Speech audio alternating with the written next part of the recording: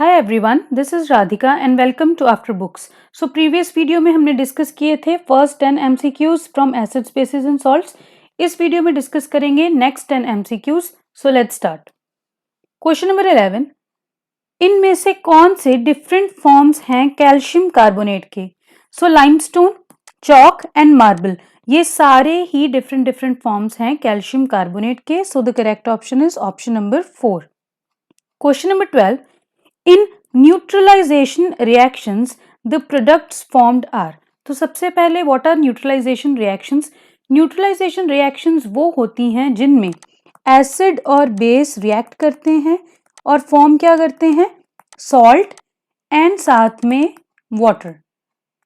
So the reactions in which acid and base react to form salt and water, those reactions are known as neutralization reactions. Neutralization इनको बोलते ही इसलिए हैं because यहाँ पे water form होता है। Now जब हम किसी एसिड या बेस की रिएक्शन करवाएंगे, फॉर एग्जाम्पल अगर हम यहाँ पे HCl ले लें, acid that is hydrochloric acid, base ले लें यहाँ पे सोडियम हाइड्रोक्साइड, तो यहाँ से क्या बन जाएगा? Na के साथ जाएगा Cl और साथ में यहाँ पे क्या बन जाएगा? H2O। ठीक है, सो बेसिकली यहाँ पे क्या बन रहा है? एक सॉल्ट एंड साथ में water, which is option number 2।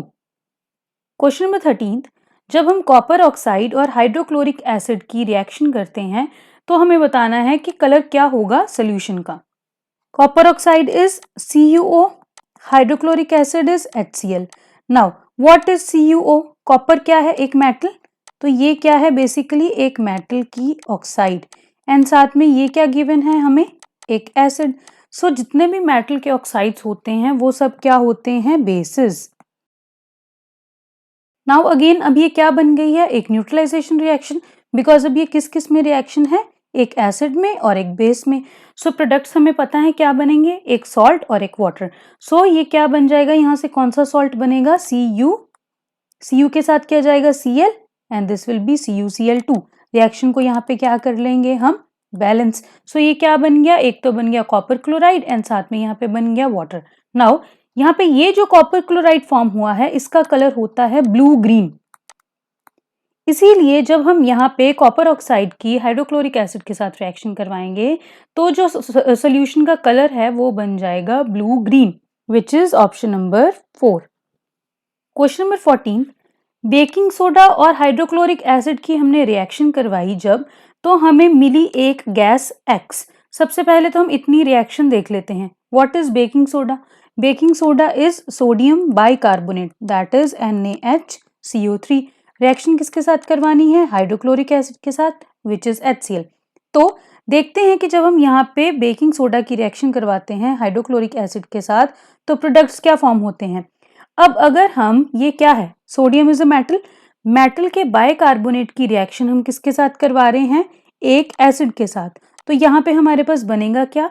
एक salt and water and carbon dioxide. So यहाँ से सॉल्ट क्या बन जाएगा? NaCl। साथ में क्या फॉर्म होना है? वाटर। यहाँ से एक H, यहाँ से एक H, यहाँ से एक O, तो ये बन गया वाटर। अब यहाँ पे बचे 2 O, तो ये क्या बन गया? CO2। सो जब हमने मेटल के बाइकार्बोनेट की रिएक्शन करवाई एसिड के साथ तो हमें मिला एक सॉल्ट एंड साथ में वाटर एंड साथ में कार्बन डाइऑक्साइड। तो अब हमें यहाँ पे पता लग गया है कि X क्या है? X is carbon dioxide gas. अब जब हमने इस गैस को पास करवाया थ्रू लाइम वाटर तो ये फॉर्म करेगा Y। तो वी नो कि जब हम कार्बन डाइऑक्साइड को पास करते हैं through lime water which is CaOH whole twice, तो ये क्या फॉर्म करेगा? कैल्शियम कार्बोनेट एंड साथ में it will form water. So basically यहाँ पे ये जो कैल्शियम कार्बोनेट फॉर्म हुआ है ये होता है white in colour and it is insoluble and this is used as a test for carbon dioxide gas. That is जब हम लाइम वाटर या स्लेक्ड लाइम से कार्बन डाइऑक्साइड गैस को पास करते हैं तो लाइम वाटर टर्न्स मिल्की। और milky क्यों टर्न होता है? Because of the milky white coloured precipitates of CaCO3 which is calcium carbonate. So यहाँ पे X हो गया कार्बन डाइऑक्साइड और Y क्या हो गया है? Calcium carbonate, which is option number 3। Question number 15, stinging hair of nettle leaves inject, the correct answer is option number 2 which is methanoic acid। And इसे ट्रीट करने के लिए हम क्या यूज करते हैं? Baking soda. क्वेश्चन नंबर 16, हमें pH given है 4 डिफरेंट सब्सटेंसेस की, हमें इन्हें अरेंज करना है in the order of their decreasing basicity. Decreasing basicity का यहाँ पे क्या मतलब है कि जो हमारे पास इस साइड पे होना चाहिए वो सबसे ज्यादा बेसिक होना चाहिए, और जो हमारे पास इस साइड पे होना चाहिए वो सबसे कम बेसिक होना चाहिए। So we know pH scale पे होता क्या है? सेंटर में 7, इधर साइड जितने भी सब्सटेंसेस हैं वो एसिडिक हैं, और इधर जितने भी सब्सटेंसेस हैं वो है बेसिक। ये है पीएच स्केल। सो बेसिक कौन होंगे? जिनकी वैल्यू 7 से ज्यादा होगी, और एसिडिक वो होंगे जिनकी यहाँ पे मीन्स सबसे कम वैल्यूज होंगी। सो इस अकॉर्डिंग सबसे ज्यादा क्या होगा बेसिसिटी का ऑर्डर? सबसे ज्यादा बेसिक वैल्यू 8 है पीएच स्केल पे, देन 7, देन 6.2 एंड देन 5.5। तो इसके अकॉर्डिंग आंसर क्या बन जाएगा? Option number 4, that is D, greater than B, greater than C, which is greater than A. That is सबसे ज्यादा बेसिक होगा यहाँ पे डी, और सबसे कम बेसिक दैट इज सबसे ज्यादा एसिडिक होगा यहाँ पर A. Question number 17, chlor alkali process किसकी फॉर्मेशन के लिए यूज करते हैं? तो सबसे पहले what is chlor alkali process? This is basically the electrolysis of brine. What is brine? Brine is the aqua solution of sodium chloride. That is हमने क्या किया? NaCl, इसमें है वाटर। जब इन दोनों की रिएक्शन करवाएंगे तो यहाँ पे बनेगा क्या? एक तो बनता है यहाँ पे सोडियम हाइड्रोक्साइड, साथ में बनती है क्लोरीन गैस, एंड साथ में बनती है यहाँ पे हाइड्रोजन गैस। रिएक्शन को हम कर सकते हैं बैलेंस। नाउ इस पर्टिकुलर रिएक्शन में हमारे पास क्लोरीन और alkali which is sodium hydroxide, इसको अल्कलाई क्यों बोलते हैं? बिकॉज ये एक ऐसा बेस है which is soluble in water. All the bases which are soluble in water are known as alkali. So यहाँ पे हमारे पास क्या क्या बना है? एक क्लोरीन और एक साथ में अल्कलाई बना है, इसीलिए ही इस प्रोसेस को बोलते हैं क्लोर अल्कलाई प्रोसेस। नाउ ये वाला जो प्रोसेस है ये किसके फॉर्मेशन में यूज हो रहा है? दैट इज यहाँ पे हमारे पास क्या बन रहा है? Sodium hydroxide.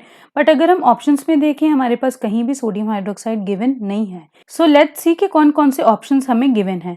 पहले तो स्टार्ट करते हैं ऑप्शन नंबर 4 से, ब्राइन। ब्राइन तो हमें अभी पता लग गया क्या है? Aqueous solution of NaCl। ये तो हमारा रिएक्टेंट है ना कि प्रोडक्ट, इसीलिए ये वाला तो ऑप्शन हो गया incorrect. What is caustic potash? Caustic potash is KOH, that is potassium hydroxide. What is baking soda? NaCO3। तो इन तीनों में से तो कोई भी प्रोडक्ट हमें ऑब्टेन नहीं हो रहा है इस रिएक्शन में। What is caustic soda?